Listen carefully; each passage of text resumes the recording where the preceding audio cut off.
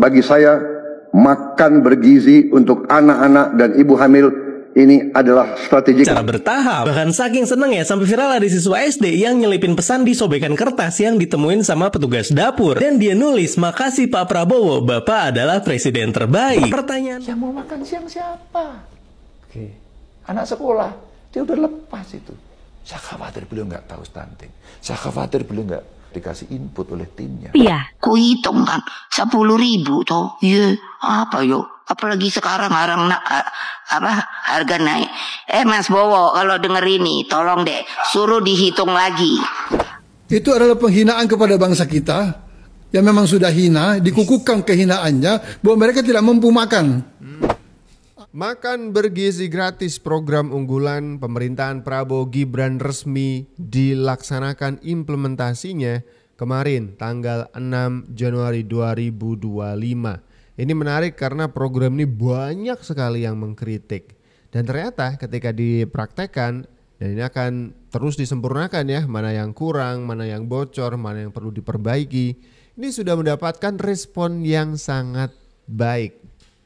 Tidak terkecuali dari siswa si penerima makan bergizi gratis. akhirnya program makan bergizi gratis buat anak sekolah udah dimulai. Anak sekolah seneng, orang tua seneng, soalnya belum 100 hari kerja. Pemerintahan Pak Prabowo udah berhasil menjalankan programnya secara bertahap. Bahkan saking senengnya sampai viral ada siswa SD yang nyelipin pesan di sobekan kertas yang ditemuin sama petugas dapur. Dan dia nulis, "Makasih Pak Prabowo, Bapak adalah presiden terbaik." Pertanyaan besarnya, apa aja sih menunya dan gimana jadwal pembagian makannya? Gue lansir dari Kompas, jadi menu makanan bergizi gratis itu bervariasi di tiap daerah. Dan jadwal pembagian makan bergizi gratis buat anak PAUD, TK, SD kelas 1 dan kelas 2 dibagiin jam 8 pagi waktu setempat. Dan siswa kelas 3 SD sampai 6 SD dibagiin jam 9.30 waktu setempat. Nah, buat siswa SMP dan SMA dibagiin jam 12 siang waktu setempat. Dan tercatat udah ada 190 lokasi dapur di 26 provinsi di Indonesia yang siap mendistribusikan makan bergizi gratis. Bahkan bahan baku yang dipakai buat makan bergizi gratis semuanya pakai bahan lokal. Dan karyawan dapurnya pakai tenaga kerja di sekitar dapur pelayanan. Jadi berdampak banget buat ekonomi setempat. Gak cuma itu doang, di tiap cabangnya sampai ada ahli gizi sama akuntan buat pengelolaan gizi makanan sama keuangan di tiap cabang. Jujur program makan bergizi gratis ini adalah salah satu yang paling ditunggu-tunggu sama masyarakat Indonesia. Alasannya ada dua. Pertama, program ini dulunya diremehin sama orang, bahkan sampai diketawain. Karena menurut mereka makan bergizi gratis nggak mungkin terlaksana di Indonesia. Tapi ternyata di tangan Prabowo bisa direalisasikan. Kedua, makan bergizi gratis ini sebenarnya udah berhasil di negara-negara lain kayak Jepang, Inggris, Cina, Korea Selatan, dan negara lainnya. Nah, Pak Prabowo adalah presiden pertama Indonesia yang mencanangkan program ini karena beliau sadar kalau pemerintah itu harus ikut campur buat penuhin gizi anak sekolah, buat mengatasi stunting, memperbaiki IQ, karena anak-anak yang lagi sekolah sekarang 20 tahun ke depan mereka adalah generasi yang bakal menjalankan negara ini. Gimana menurut kalian? Coba tulis di kolom komentar.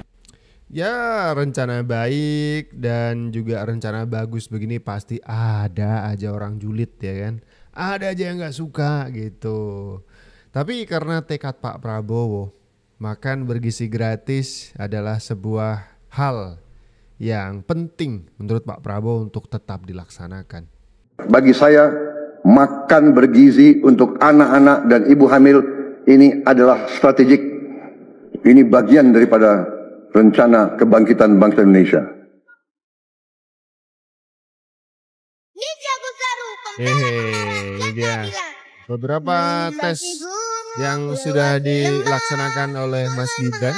Ini sepertinya beberapa saat sebelum resmi dilaksanakan yang tes tuh Mas Gibran dan tim gitu ya ke berbagai sekolahan yang enak. Dan kalau resminya sih tanggal 6 kemarin, 6 Januari 2025 resmi diimplementasikan, diterapkan kebijakan soal program makan bergizi gratis bagi anak sekolah dan juga ibu hamil ya. Dan menu yang lengkap ada karbohidrat, ada buah-buahan dan juga susu yang jadi menu wajib.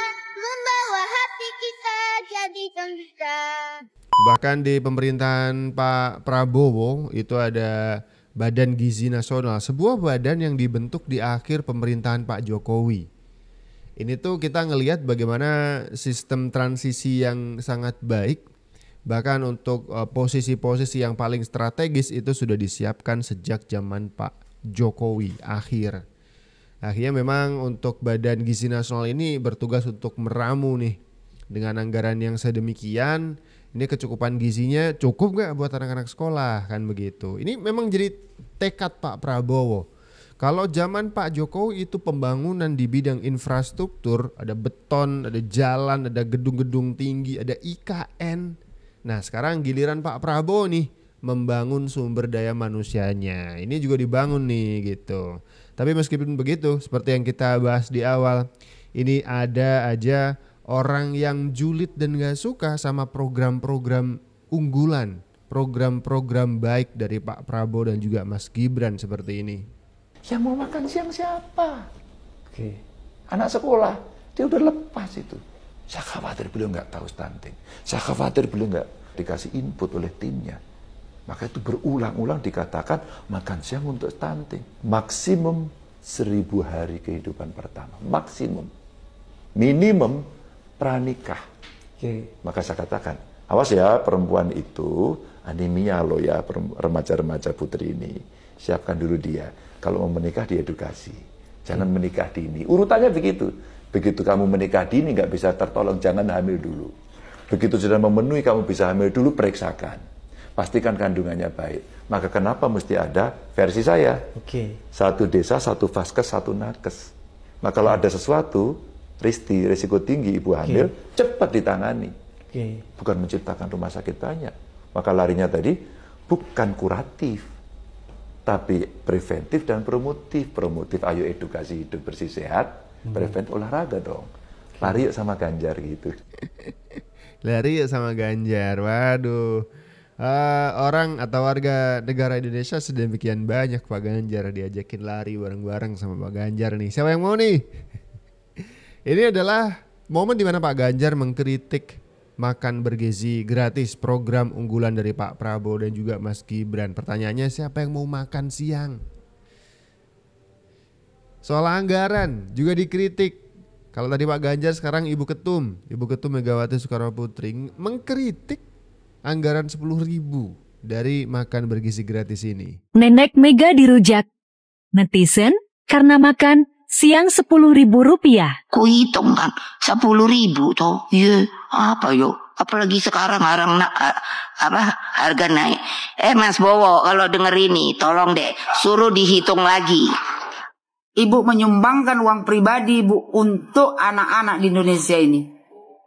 Katanya Ibu mencintai rakyat Indonesia, tapi buktinya tak ada.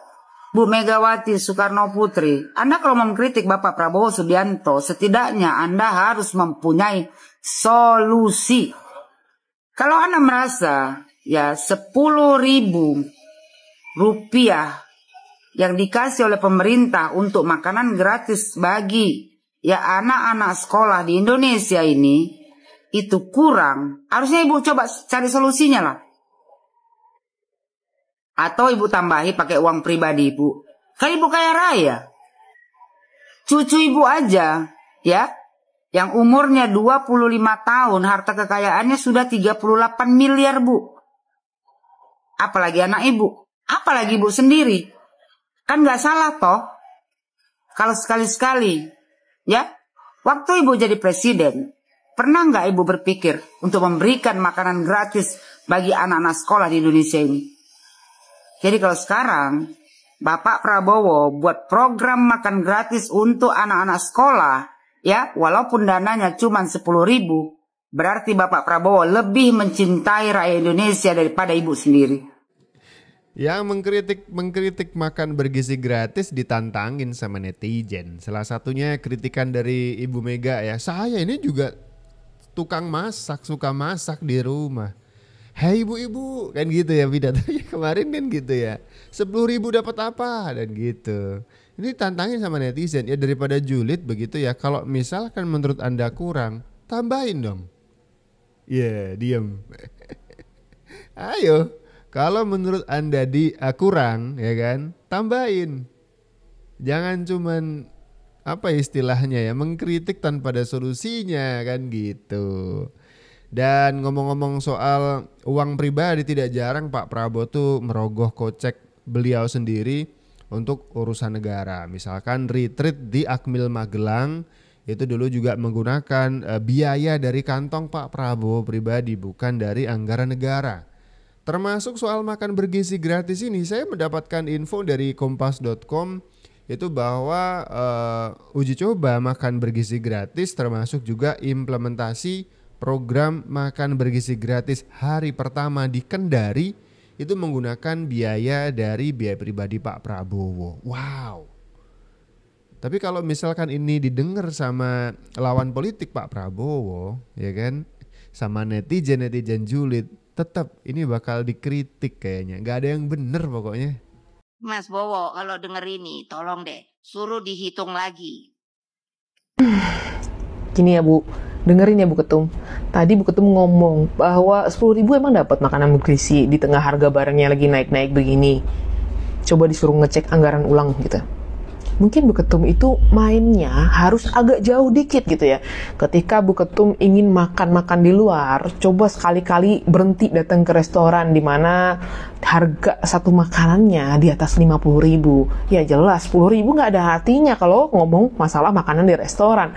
Coba sekali-kali datang ke warteg, beli makanan di warteg dengan uang 10.000. Udah dapat tuh karbohidrat, dapat protein, dapat lemak, dapat serat. Saya tahu sih emang Bu Ketum nggak pernah level untuk makan makanan yang ada di warteg. Tapi at least cobalah beli, sekalian bantu-bantu juga kan usaha UMKM supaya setidaknya ada lah daripada Bu Ketum untuk bantu mereka beli makanannya. Ya. Atau mungkin gini, kalau misalnya Ibu Ketum mau belanja, jauhin dikit mainnya, jangan sebatas belanja di supermarket. Sekali-kali datang ke pasar tradisional. Bedain harga barang di supermarket dengan harga barang di pasar tradisional. Ya biar tahu kan selisihnya berapa puluh persen tuh harga barangnya. Ya tapi saya tahu sih kan nggak pernah level untuk nginjek pasar tradisional. Atau mungkin kalau misalnya emang Bu Ketum pernah belanja di pasar tradisional, coba sekali-kali belanja barang bukan dengan eceran, tapi beli secara grosir. Datengin pedagang sembako yang grosir, biar tahu gitu loh selisih harganya kalau beli barang secara eceran dan secara grosir itu udah akan beda jauh. Jadi kalau nggak pernah main yang lebih jauh lagi dibandingkan cuman ke restoran, supermarket, coba sekali-kali dicoba dulu baru ngomong gitu. Saya ngomong semua ini bukan karena saya dukung Pak Prabowo, bukan karena saya pendukungnya Pak Prabowo atau bla bla bla bla. I know what I said was harsh, tapi Bu Ketum, saya bisa ngomong seperti ini karena saya menjalankan semua yang saya sampaikan tadi setiap harinya. Saya belanja barang secara grosir, saya belanja barang itu untuk diolah, untuk saya jual kembali dalam bentuk makanan jadi. Oke, dikritik juga nih sama netizen. Ibu Ketum tuh bilang begitu karena Ibu Ketum gak turun ke bawah banget gitu. Meremehkan Ibu Ketum. Ada juga yang julid program makan bergizi gratisnya Pak Prabowo adalah penghinaan buat bangsa ini. Loh, kok bisa punya pendapat seperti itu? Kenapa dia sensitif? Pertama, itu adalah penghinaan kepada bangsa kita. Apa? Bicara aja mengenai makan gratis itu. Ini kan satu isu yang menurut saya sangat sensitif. Kenapa dia sensitif? Pertama, itu adalah penghinaan kepada bangsa kita yang memang sudah hina, dikukuhkan kehinaannya bahwa mereka tidak mampu makan. Alangkah miskinnya negeri ini. Mereka tidak mampu makan yang bergizi, sehingga negara harus turun tangan. Artinya, negara gagal memberi mereka satu kondisi yang memungkinkan mereka bekerja untuk bisa makan. Nah, itu satu. Yang kedua, itu bebannya pada APBN. Semakin sempit ruang Anda untuk bermanuver dengan anggaran yang ada itu. Kalau terjadi COVID lagi yang kedua kalinya, Anda langsung bangkrut. Ya maksudnya kalau ada situasi urgent pas misalkan 2020 kemarin ya semua direalokasi kan. Nggak semuanya sesuai dengan rencana awal. Kita kan sama-sama tahu ada beberapa alokasi APBN yang memang direstrukturisasi lagi lah. Di replan, direncanakan ulang. Tapi kalau misalkan menyebut bahwa makan bergizi gratis adalah penghinaan bangsa ini, katanya negara gagal. Lah justru ini tuh solusi. Kita punya masalah stunting, kita punya masalah gap soal kepenuhan gizi dari konsumsi anak-anak dalam masa berkembang, masa tumbuh begini ya. Itu kan Ini menjadi solusi dari negara gitu, hadir di tengah-tengah rakyat yang sedang punya masalah soal ini. Kok bisa disebut sebagai penghinaan gitu? Angle-nya kalau udah sakit hati begini memang.